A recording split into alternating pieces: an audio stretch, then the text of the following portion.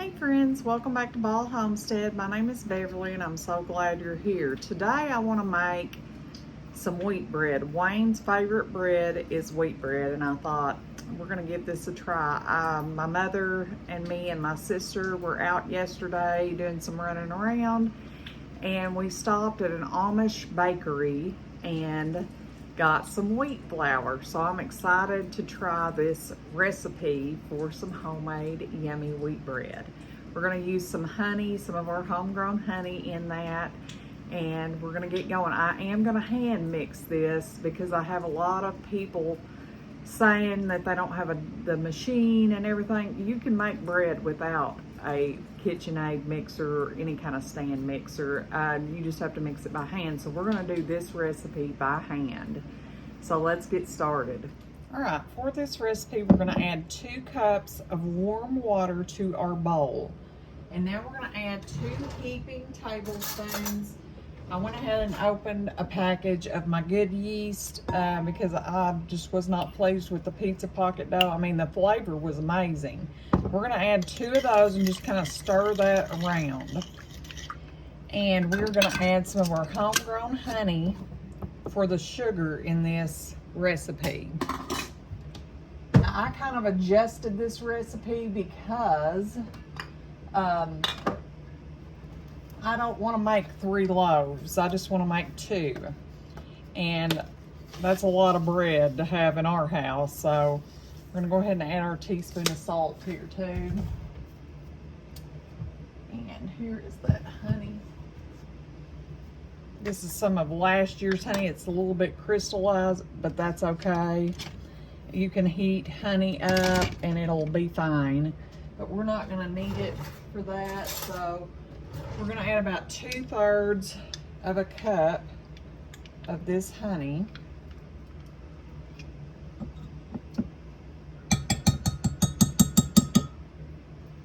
To our measuring thing here. That way we can get, I mean, it's going to be okay that it's a little sugary. I could warm it up in the microwave and turn it right back into regular pourable honey, but for this purpose I don't really need it like that, so we're just going to use it like it is. And I think there's our 2/3 cup. I'm going to add that in and just kind of mix that around. You don't have to have a stand mixer to make bread. I just do that for convenience purposes and time saving. But you do not have to have it. The sugar in the honey will make this bread sweet and it'll also kind of help feed that yeast. I've been having mic problems, so I'm not even going to attempt to use it today. Someone said they couldn't hear me. I apologize for that. I had asked other people and they had no trouble hearing me, so I don't know if it was a network issue or what. And on my last video, yes, I did, the pizza pockets turned out, they were good, delicious, but I will not be using that old yeast. I think I'm just going to pitch it. It's been in their pantry and it got overlooked and not used, and I'm just not going to use it anymore. They were delicious though, and I did have one that messed up, but that's part of cooking. You have things that come out perfect sometimes and sometimes you don't. We did have 10 beautiful pizza pockets though turn out. Just kind of mix that around and we're going to let that set for a little bit and let our yeast kind of activate and get nice and bubbly. I am going to go ahead and add about 6 tablespoons of oil to this. You can use butter or oil. I just chose to use oil. And now we're going to start adding our flour. Like I said, I kind of adjusted this recipe because I don't want 3 big loaves of bread because we'll never eat that many. But this recipe calls for 3 cups of bread flour. So we're going to add that in. What I'm going to do, because I have adjusted it, is I'm going to add 1 to 1 on the bread and the wheat flour because I want a mainly wheat bread. but in the recipe, it also calls for bread flour too. So we're gonna add 1 cup of bread flour, and then we're gonna add 1 cup of wheat flour, so I don't get it too thick with one or the other. Me and my mom and my sister went couponing and deal hunting and stuff yesterday, and we had so much fun. It was so nice to get out with both of them. We haven't done that in a very long time, and I truly enjoyed it. And we went by an Amish bakery, and I got this wheat flour. I was super excited about it. We're gonna mix those two in. We've got 1 of each in.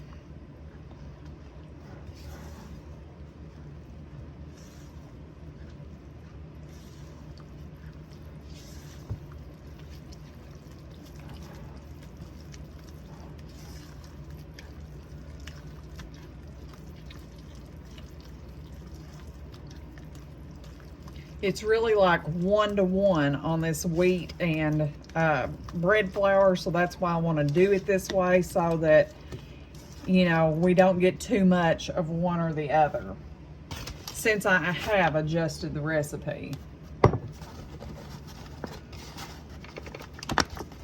Trying to use up this little dab that's in this bag, and I've got a new bag over here.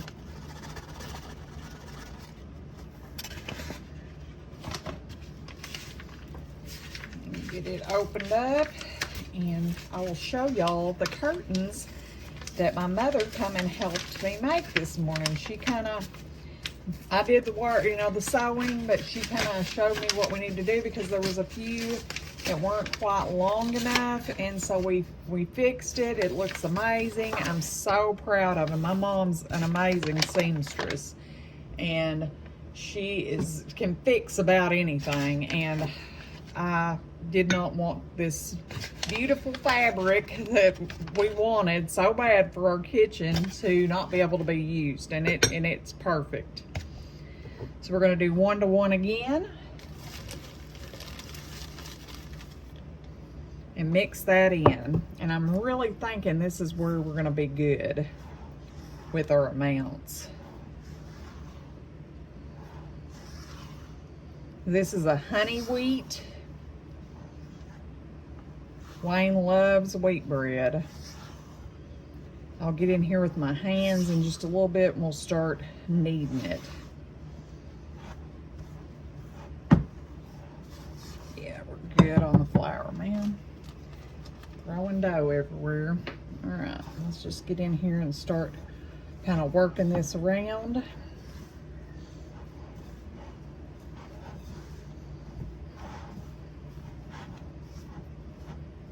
See, I'm glad I did it this way, because it's hard to know when you're reducing it by 1 loaf, you know, so I knew on the liquid ingredients about how much to reduce it by, but I wasn't sure on the dry.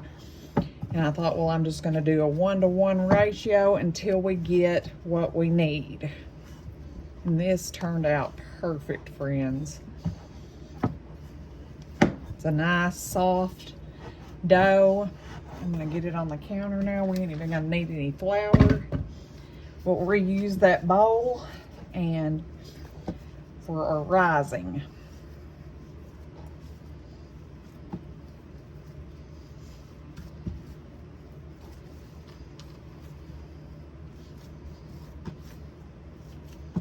All right, feels great.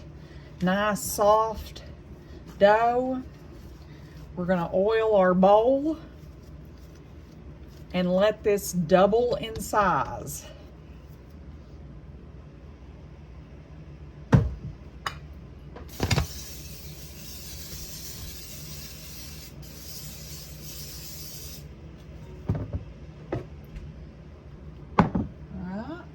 Just gonna let this set and rise. All right, I was gonna give y'all a little sneak peek at the kitchen here. We did get the curtains done. I'm so pleased with them. I ordered this material off Etsy.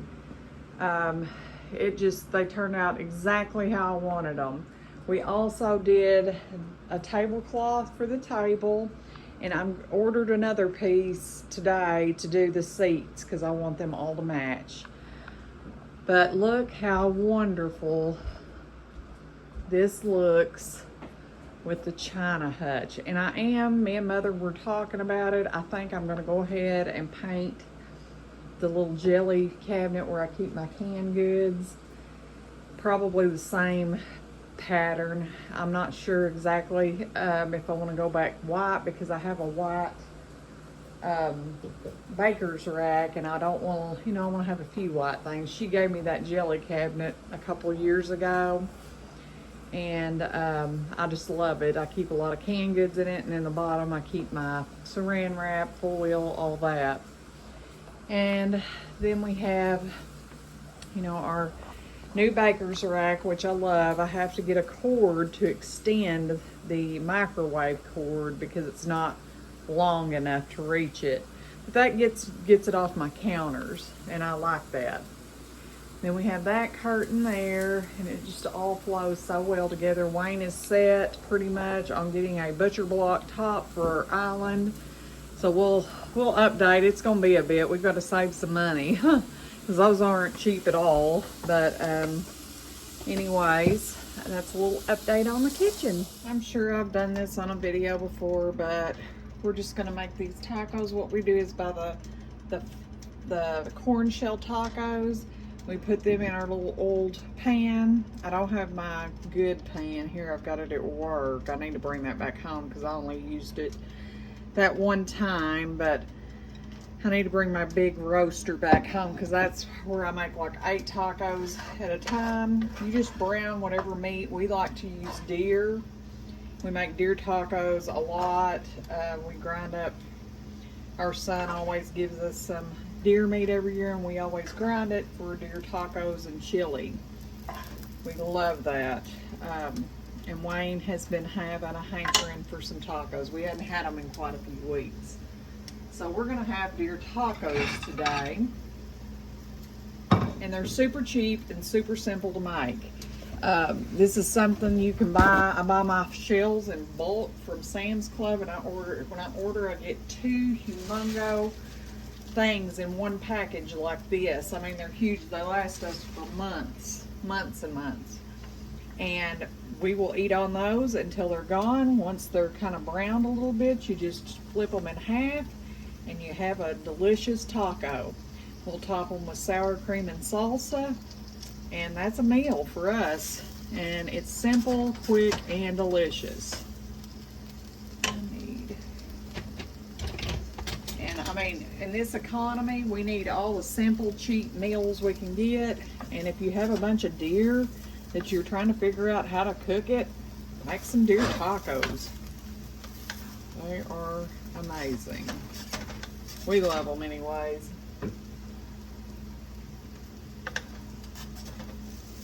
Love them. I just try to keep my pan kind of old because I like to make 4 at a time. If not, I'd be here all day making tacos. I'm always in a hurry because I always have 10 million things on my brain that I need to do.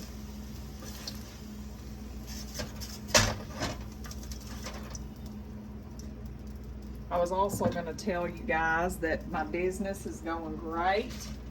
I've got a distributor bringing me a lot of my foods now, so that is a huge help. We went with Cisco, and I'm very pleased and impressed with their foods and their service. I have had nothing but wonderful experience so far with them, and it has saved me some time. If I wouldn't have been able to do that, I don't know if I would have been able to continue YouTube because I was running so much trying to get all the food for every day. But now that we have that, I have a little spare time on my hands, and I love doing these videos. I love helping people save money and make wonderful meals for their family, and I hope that you guys enjoy watching because I sure am very thankful for all of you.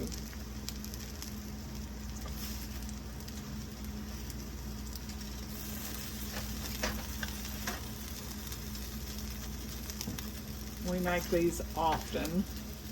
This is is one of our go-to meals.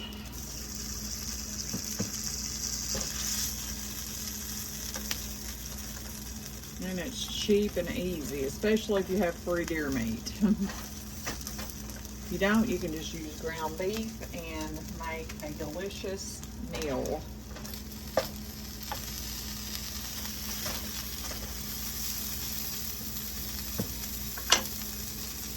And it doesn't take but a little bit of oil in your pan to keep these going. I think I've probably got about 4 more. And that's going to be about it. We do our deer meat in about 1 pound packages, so that we have, because it's just Wayne and myself. Our kids are all grown, have all but one has kids of their own, so you know, it's just us.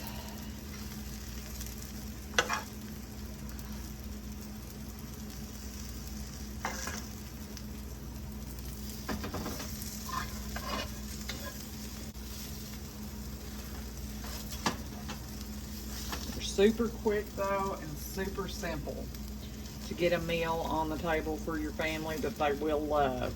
You can do this in 2-3 pounds, however you want to do it. You just kind of want to toast these tortillas, and it makes them so soft and yummy. I really want to learn how to make homemade ones. I just haven't. I've got the masa and everything. I just haven't done it. I watched Becky the other day, and I'm trying to get the courage up to give those a try. I have made, though, flour tortillas, and they're delicious. They are absolutely delicious. Wayne and I had COVID a couple years ago when it first, you know, come out, and we were home for the 14 days. You know, they wouldn't let you leave your house then, and they did tortilla shells. We needed some food. I didn't feel bad. He felt bad with it. I never even lost my sense of taste or anything, but he did. He was very sick. He ended up really sick with COVID pneumonia, and he had a bad way to go. But I was up piddling and cooking because I felt all right. I was tired like a day or two, and that was it. I was over it. But I did learn how to make flour shells then, and they were really good. I just, you know, for time's sake, with my job and everything, I have not had time to try that, but that is on the bucket list to try. All right, our tacos are done. Our bread is starting to rise. We'll be back after a while to finish that bread up. Here are those tacos. They are with sour cream and salsa. That's how we like them. If we have tomato and lettuce, we'll add those. If we don't, we just eat them like this. They are delicious. I thought I'd go ahead and add in a clip of me making some Mexican chicken since I made these tacos. And it's super easy and super delicious. I got 2 big pans because I'm making a large amount of Mexican chicken. Next, we're just going to crush a couple of bags of I bought the Sam's Choice or Walmart brand nacho cheese chips, and we're going to layer those in the bottom of our pans. And in our Instapot, we have our chicken breast cooking. I cooked that for about 40 minutes. It was thawed in the Instapot. When it comes out, it'll be nice and shreddable. And we will put that in whenever it's done. But first, we're going to mix up our cheese mixture. We're going to take some Velveeta. I do 2 blocks of Velveeta for this amount.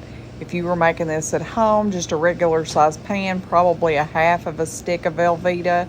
And you're going to put that in along with some rotel. And you're going to kind of get that nice and melty. What I do is put it in the microwave and microwave that until it's all nice and melted together. We just kind of take it out every minute or so, stir, take it out, stir, until we get it this nice melty consistency. Once we get it to that, we can go ahead and add some further ingredients. We're gonna add a can of cream of chicken soup. For this large amount, I added more, but if you were making this at home, you would want to add 1 can of cream of chicken and 1 can of cream of mushroom and mix that in your sauce. Once it's all mixed well together, we're going to go back to our chips and we're going to put that chicken on those chips and then the cheese when it's all done. And you'll see how lovely it comes together. This is super easy. It's super delicious. You can make it in a large amount, pretty simple. But making Mexican chicken is not hard, friends. Now that our chicken's done, we're going to shred that chicken up. I just took a spatula and kind of mashed it up and chopped it up really small. And we're going to put that on top of our chips. Next, we're going to add that cheese sauce that we made with the velvetta, the rotel, the cream of mushroom, and the cream of chicken soup. And we're going to pour that over the top of that. Just like that. We're going to spread it out evenly on each pan. And next, we're just going to take some shredded cheese and top each one of these pans of Mexican chicken.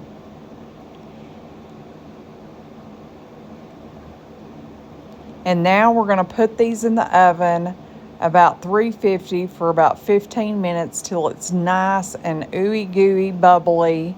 And friends, it's delicious. This is one of Wayne's absolute favorites. This is it out of the oven. Look how melty everything is. And this is what it looks like when it's scooped. It's so delicious and it's not hard to make at all. All right, our bread is ready to do the next step. So what we're gonna do is oil our pans really good. I'm gonna just get a napkin here. We're gonna dump a little bit of oil in each one because I'm out of spray. If I had spray, I would just spray these. We're gonna oil them really well because we don't want our bread to stick. But our dough has risen so well. I'm very pleased with it. We're going to get, look at that. It's more than doubled in size, friends. It's nice and soft. We're going to mash that down and get it ready for our pans. What we're going to do is we're just going to pull it out of the bowl. Look how easy that comes out. I just put a wet towel on top of it. And we're just going to cut this in half. Let me see. We'll just use this knife here. Just being careful not to cut my counter.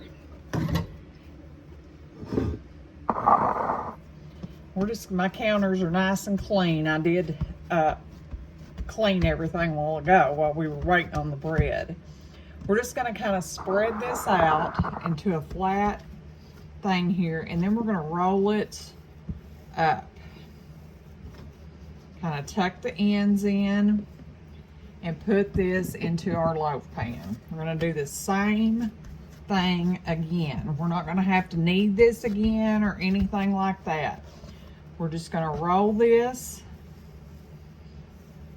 and then tuck the ends in and get it in our pan. And now we have 2 loaves of bread. We're going to let this proof for a little while longer now. We're going to cover them back up with our damp towel, and we're going to let them sit here for probably another 30 minutes, and then we'll get those into the oven. All right, our bread is nice and risen. Look at these beautiful loaves. And we want to preheat our oven to 350, and we're going to put these in the oven and bake them. I believe it's for 30 minutes. I'll double check that time though. We're gonna get them in the oven. I'll see you in a bit.